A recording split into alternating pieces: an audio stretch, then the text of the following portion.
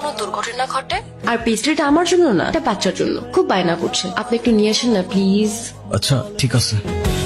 কি দেখছেন? আপনি তো বলেছিলেন পেস্ট্রিটা একটা বাচ্চার জন্য, রাইট? আমি তো বাচ্চাই, আমার বয়স কি বেশি নাকি?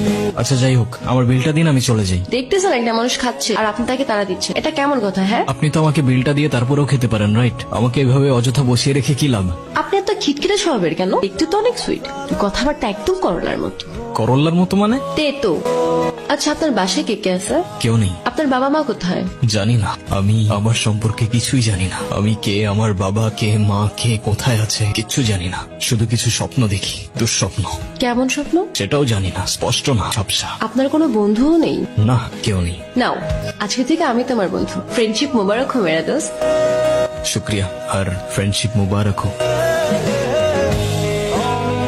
আচ্ছা, তোমার তো পরিবারে সবাই আছে, তেমন কোনো ফাইন্যান্সিয়াল নিডও নাই, তাহলে ফ্যামিলির থেকে এত দূরে এই বাচ্চাদের সাথে কেন থাকো তুমি? বলতে পারো এটা আমার ভালো লাগে, ওদের সাথে থাকতে, ওদের সাথে সময় কাটাতে আমার অনেক ভালো লাগে। ওদের তো আপন কেউ নেই, ওদের ছোট ছোট ইচ্ছেগুলো যখন পূরণ করি, ওদের খুশি দেখে মনে হয় আমি হয়তো ওদের আপন মানুষ। Enjoy your meal ma'am. আরে তুমি এখানে? এলাম তোমাকে দেখতে। আমাকে দেখতে? হ্যাঁ, আর কত কাজ করবা? হ্যাঁ, এত টাকা নিয়ে কোথায় যাবা? কোথাও না, কোথায় আর যাব? কিন্তু আমাকে তো যেতে হবে। কোথায় যাবে তুমি? আমাদের বাড়িতে। ও আচ্ছা, যাও।